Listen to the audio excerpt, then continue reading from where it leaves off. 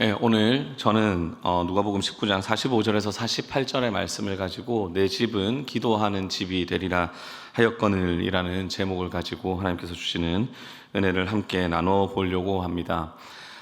오늘 본문의 말씀은 예수님께서 예루살렘에 도착하신 후에 이제 예루살렘에 도착하시고 나서 성전에 들어가신 후에 성전에서 발생한 사건에 대한 이야기입니다. 예수님께서 성전에 도착하신 후에 어떤 일을 하셨습니까? 바로 성전에서 장사하는 자들을 내쫓으시고 그 성전에서 가르치셨던 것을 우리가 함께 살펴보았습니다. 사실 예수님께서 그 예루살렘 성전에 방문하신 것이 이때가 처음이 아닙니다. 누가복음 2장 49절에 보면 예수님께서 어린 시절에 이제 성전을 방문하셨던 기록이 나오는데요. 이때 예수님께서 성전을 방문하셨을 때 성전을 내 아버지의 집이라고 말씀하셨던 것을 우리가 알고 있습니다. 그러니까 분명히 어린 나이셨음에도 불구하고 예수님께서는 성전이 어떤 곳인지에 대해서 정확하게 알고 계셨다라는 뜻이죠. 근데 지금 이제 예수님께서 어린 시절 이후로 공생의 사역의 마지막 부분에 오셔서 성전에 방문을 하셨는데 내 아버지의 집이라고 말씀하셨던 그 성전이 지금 어떤 장소가 되어버렸습니까? 장사하는 곳이 되어버렸고 강도의 소굴이 되어버렸다고 말씀하시고 계신 것입니다. 그래서 예수님께서는 이제 이 부분에 대해서 분노하시면서 성전에서 장사하는 자들을 내쫓으신 후에 성전에서 사람들을 이제 가르치시는 장면을 우리가 살펴보게 됩니다.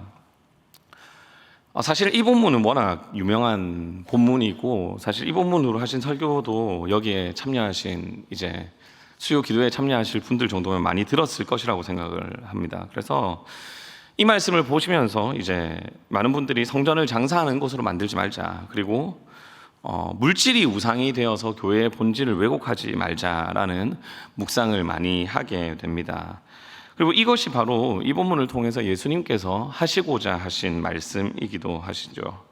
근데 이제 우리가 이 말씀을 묵상할 때 이 장사하는 자들이라는 이 장사라는 단어가 너무 강하게 우리 마음에 오다 보니까 이 장사하는 자들, 그러니까 물질로만 연결시키는 경우가 많이 있다는 것이죠. 이 부분에 대해서. 그러다 보니까 이 말씀을 묵상할 때 이 말씀의 대상이 나와는 상관없고, 그러니까 성전에서 장사하는 자들이 나는 성전에서 장사를 하지 않으니까, 나는 성전에서 이제 물질을 우선시하지 않으니까 이 말씀은 나와는 전혀 무관한 말씀이다라고 생각하는 경우가 많습니다.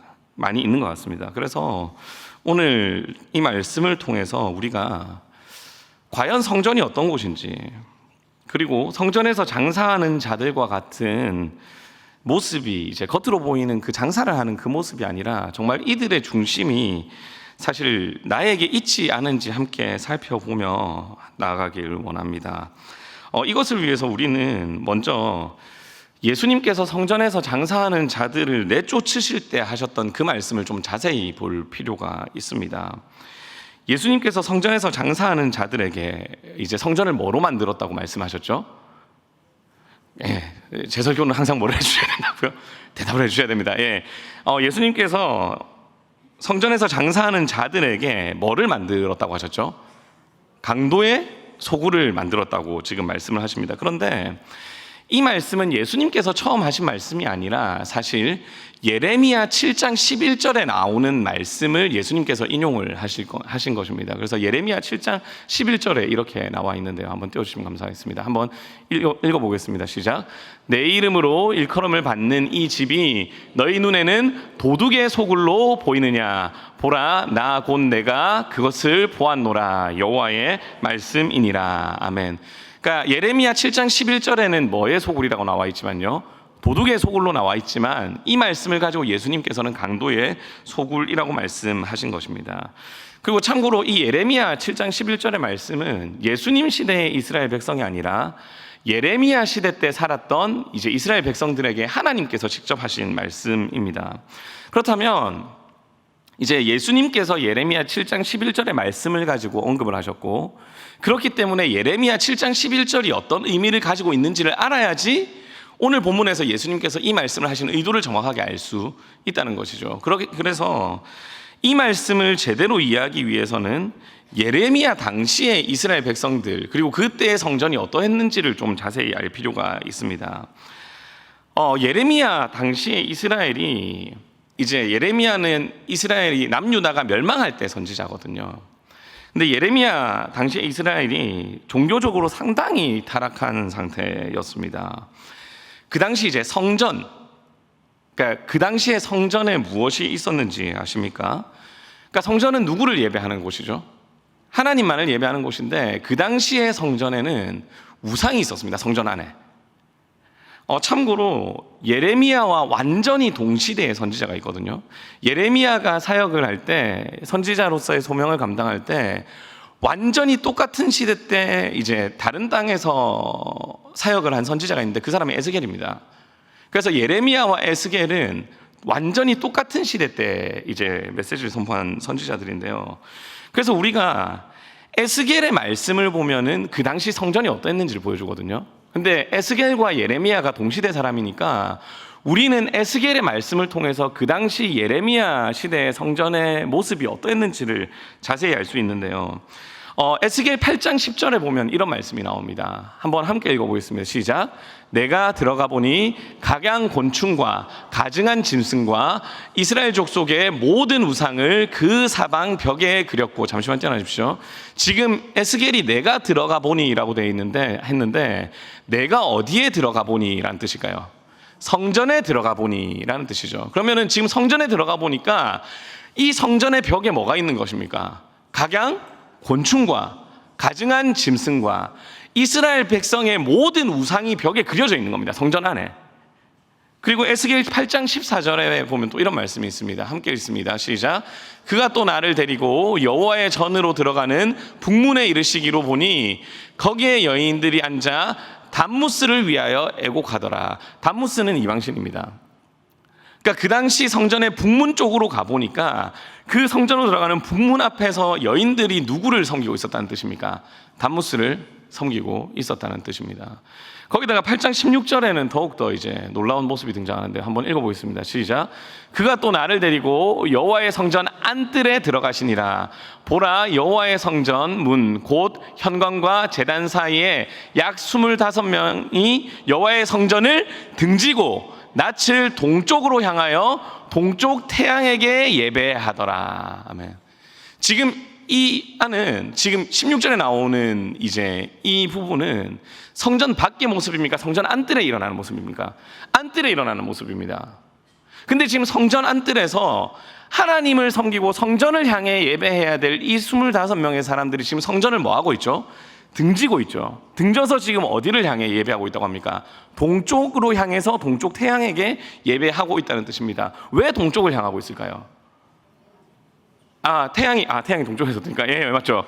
그것도 있는데, 제가 전혀 죄송합니다. 예상치 못한 답변이 지금 들려서.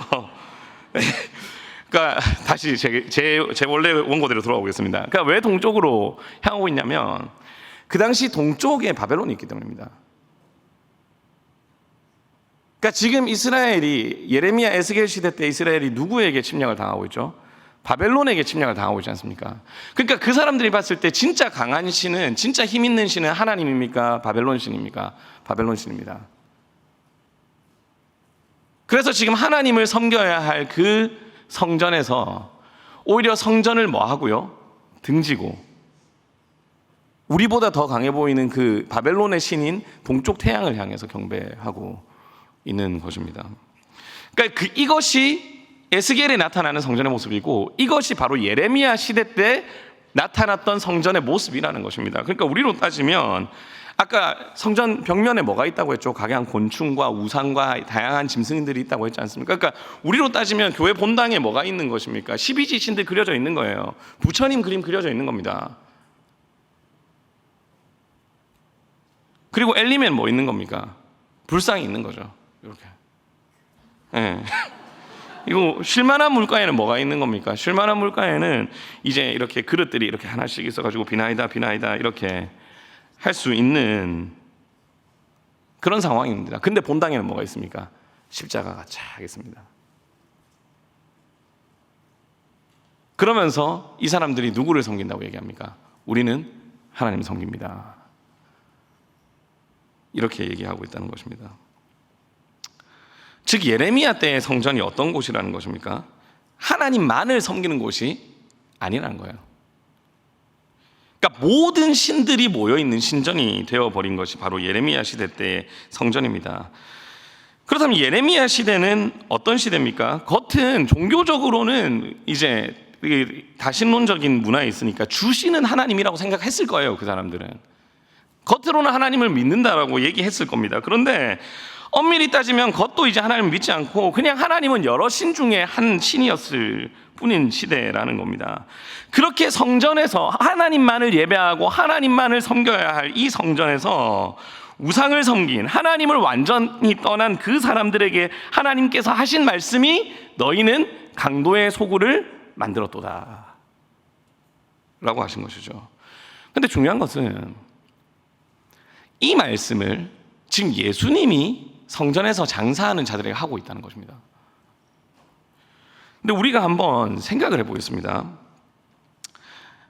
예레미야 시대 때의 이스라엘 백성들은, 남유다 백성들은 하나님만 섬겼습니까? 우상도 섬겼습니까?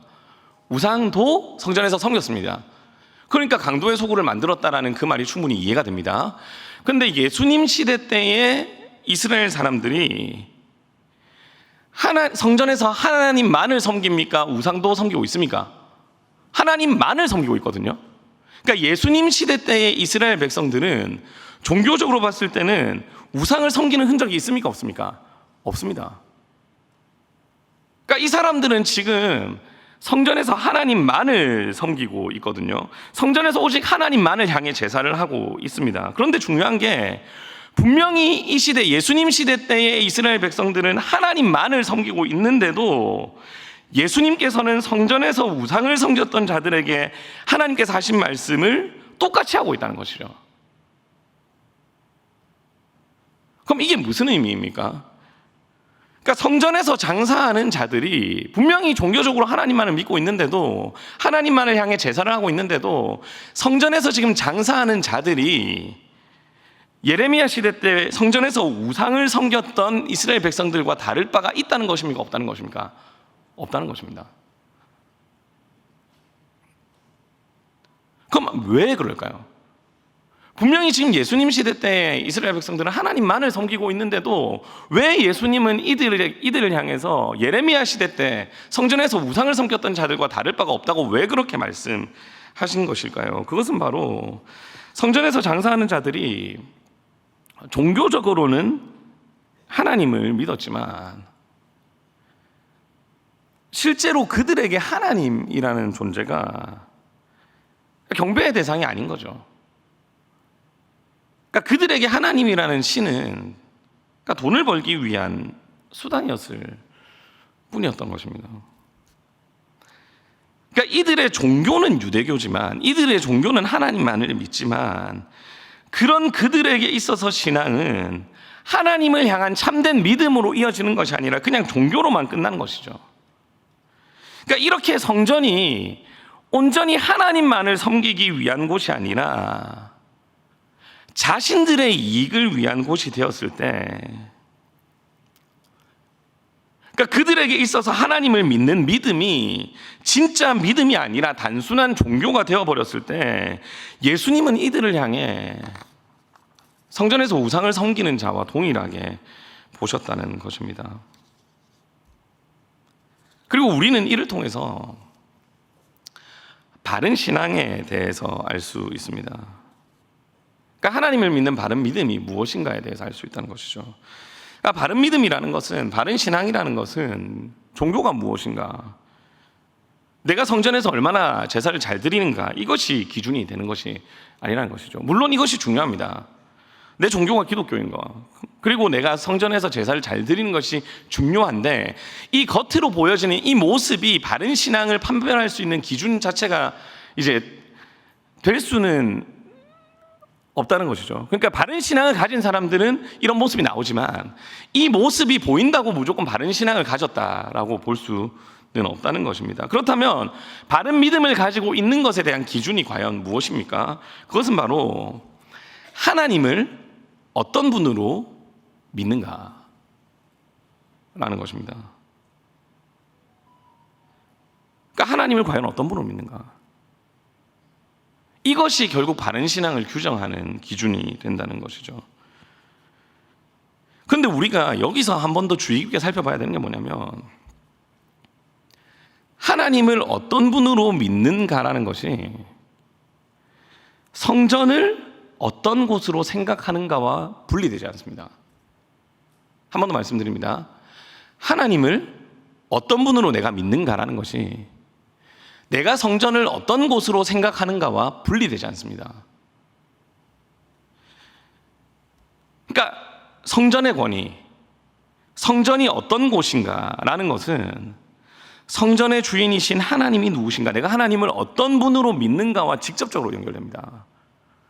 그래서 우리가 교회를 어떻게 생각하는가가 우리의 믿음이 어떠한가를 보여주는 지표가 됩니다.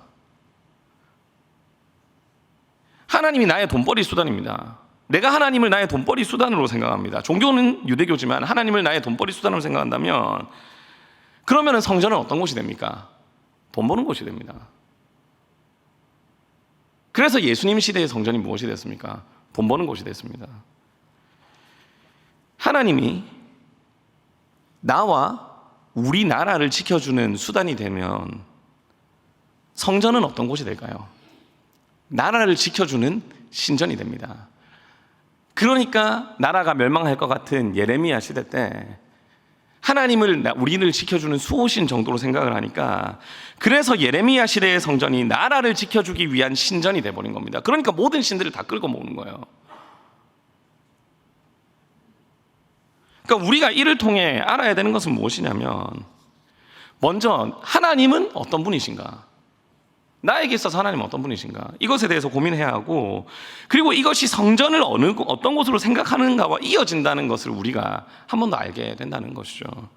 그러니까 우리는 이걸 상당히 주의 깊게 봐야 합니다. 왜냐하면 이것은 예수님 시대의 이스라엘 백성들, 그리고 예레미야 시대 때 남유다 백성들에게만 적용되는 것이 아니라 이 시대를 살아가는 우리에게도 마찬가지로 적용되는 것이기 때문입니다.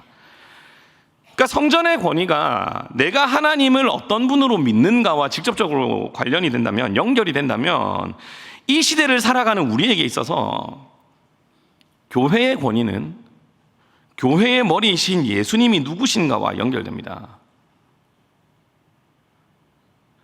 따라서 나에게 교회가 어떤 곳인가라는 이 질문은요, 나에게 예수님이 어떤 분이신가라는 이 질문과 직접적으로 연결됩니다.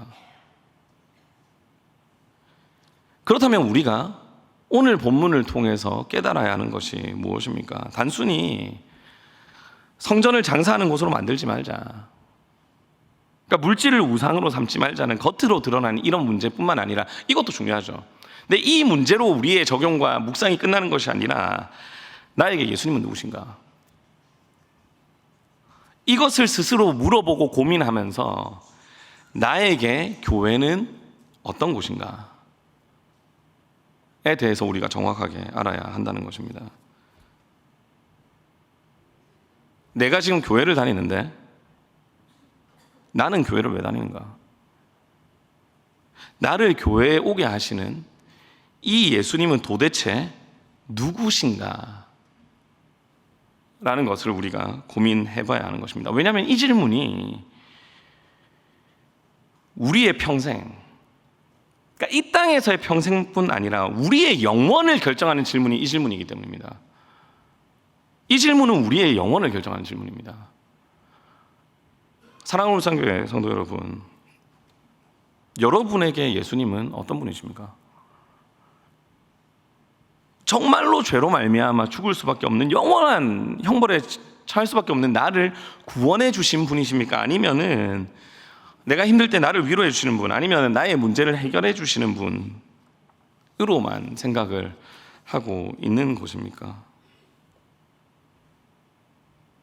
그런데 예수님이 누구신가라는 이 질문이 중요한 이유가 뭐 때문이라고 했죠? 이게 나의 신앙을 고백하는 것이기도 하지만 이 질문이 교회가 어떤 곳인지를 결정하기 때문입니다. 예수님이 나의 문제를 해결해 주시는 분으로만 끝나버린다면 교회는 내 문제를 해결하기 위해 오는 곳이 됩니다. 예수님이 나를 위로해 주시는 분으로만 끝난다면 교회는 내가 위로받기 위해 오는 곳으로밖에 되지 않습니다. 물론 우리의 모든 문제를 예수님께 아뢰고 하나님께 아뢰고 예수님께서 우리를 위로해 주시는 그 위로가 정말 중요합니다. 이게 중요하지 않다는 게 아닙니다. 너무 중요합니다. 그런데 중요한 것이 우리의 신앙이 거기서만 끝나버린다면, 그러니까 우리의 신앙이 예수님을 통해 위로받는 것, 내 문제가 해결되는 것으로만 끝나버린다면 교회에서 위로받지 못할 때 우리의 신앙도 끝나버립니다.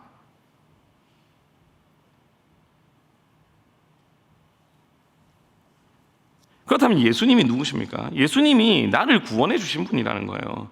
그러니까 예수님이 나를 구원해 주신 분으로 내가 진짜로 믿을 때 교회가 어떤 곳이 됩니까? 그 구원의 은혜에 감격하여 예수님께 예배하고 하나님께 예배하는 곳이 되는 것입니다. 그리고 그 위로를 통해 무엇을 얻는 것입니까? 정말 죄로 말미암아 죽을 수밖에 없었던, 영원히 멸망할 수밖에 없었던 나를 사랑해 주신 그 사랑을 통해 우리가 진정한 위로를 얻게 되는 것입니다. 우리가 그 사랑을 믿을 때 지금 당장 내 눈앞에 여러 가지 큰 문제가 있어 보이더라도 그것이 우리의 끝이 아니라 우리의 끝은 변함없는 천국 구원이기 때문에 이 문제마저 합력하여 선을 이루실 하나님을 바라보며 인내하게 되는 것입니다.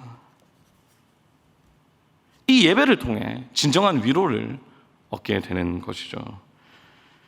따라서 교회에 대한 바른 정체성은, 바른 교회의 권위는 예수님이 정말로 나의 구원자라는 것을 믿는 그 믿음 아래서, 그리고 그 예수님을 통한 우리의 구원이 우리의 정말 진짜 참된 복이라는 것을 믿을 때 교회에 대한 바른 권위가 세워지는 것입니다. 그러니까 이렇게 예수님에 대한, 하나님에 대한 바른 신앙이 있을 때, 바른 신앙의 고백이 있을 때 우리는 교회가 어떤 곳인지를 정확하게 알고 그 고백 위에서 예수님의 몸된 교회를 정말로 충성되이 섬길 수 있는 것입니다. 요즘 시대에 이제 신학의 흐름 중에 제일 약화된 부분 중에 하나가 교회론입니다. 그러니까 교회를 같은 신앙을 가진 사람들의 모임으로 생각하는 경우가 많거든요. 그러니까 사람들의 모임으로 생각하니까 안 와도 되는 것이 되는 겁니다. 그러니까 요즘 가난한 성도들이 많죠. 정말로 많거든요. 근데 그 사람들이 하는 얘기가 뭐냐면, 내가 하나님을 사랑하기 위해, 교회에서 상처받은 상처가 있으니까 내가 하나님을 사랑하려고 교회에 나오지 않는다라고 얘기하는데, 예수님이 누구신지, 하나님이 누구신지, 그리고 예수님이 몸이 교회라는 것을 진짜 믿는다면 사실 그것은 바른 신앙이 아니라 자기 합리화일 뿐이죠.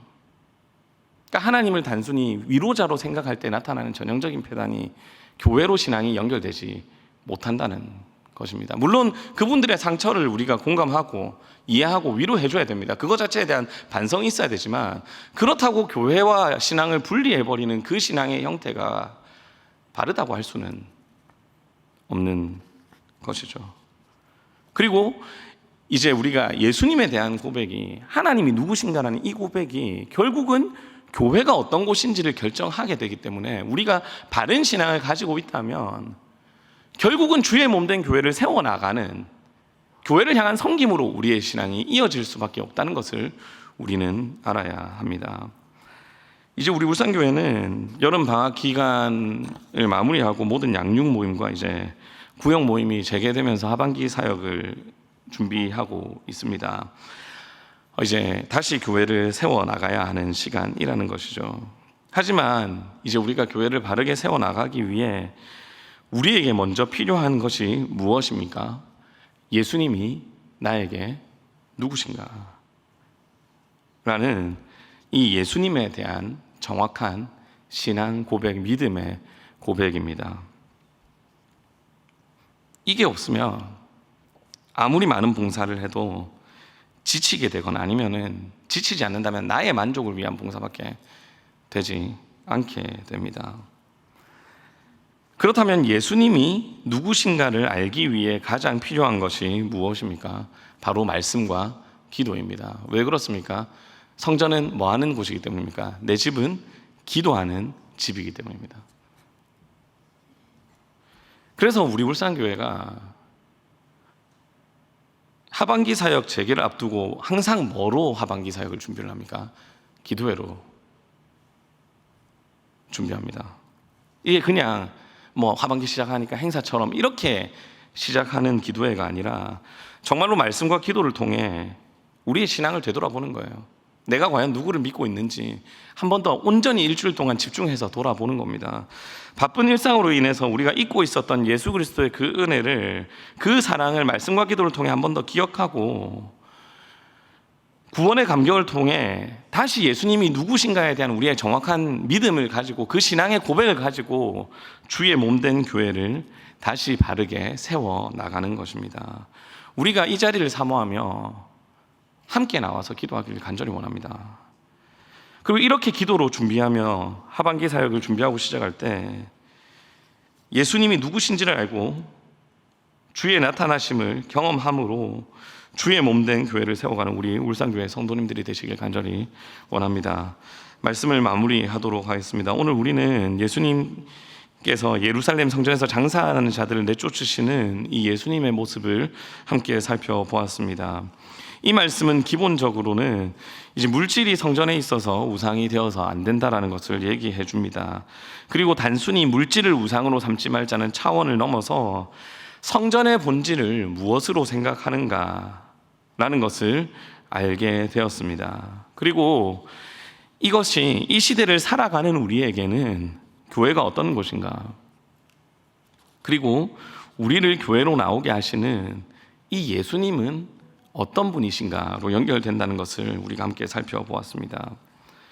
교회는 그리스도의 몸입니다. 그래서 진정한 교회의 권위는 예수님으로부터 나오고 우리가 믿는 하나님을 전능하신 나의 아버지 하나님, 천지의 창조주, 나의 구원자로 믿는 것에서부터 진정한 교회의 권위가 회복된다는 것입니다. 이게 아니라 우리의 믿음을 단순히 기독교라는 종교를 믿는 수준으로 생각하고 교회를 종교 생활이 이루어지는 장소 정도로 생각한다면 우리의 교회 생활 역시도 단순한 종교 생활이 될 뿐입니다. 그러니까 우리가 생각하는 이 교회의 권위가 예수 그리스도로부터 시작되지 않는다면, 예수님이 나의 구원자라는 그 믿음의 고백에서 시작되지 않는다면, 그 예수님의 죽으심과 부활하심을 통해 우리에게 베풀어 주신 구원의 은혜를 진짜 복으로 믿는 것에서 시작하지 않는다면 사실은 성전에서 장사하는 자들의 모습이 우리의 모습이 될 수 있다는 것입니다. 그렇다면 여기에서 벗어나는 방법은 무엇입니까? 바로 교회의 권위를 정확하게 회복하는 것입니다. 교회의 권위가 예수님으로부터 시작됨을 아는 것, 그리고 우리가 믿는 하나님이, 예수님이 누구신지 정확하게 아는 것, 그리고 교회가 그리스도의 몸으로서 하나님을 예배하는 곳이라는 것이 온전히 회복될 때 우리의 신앙 역시도 왜곡되지 않고 회복될 것입니다.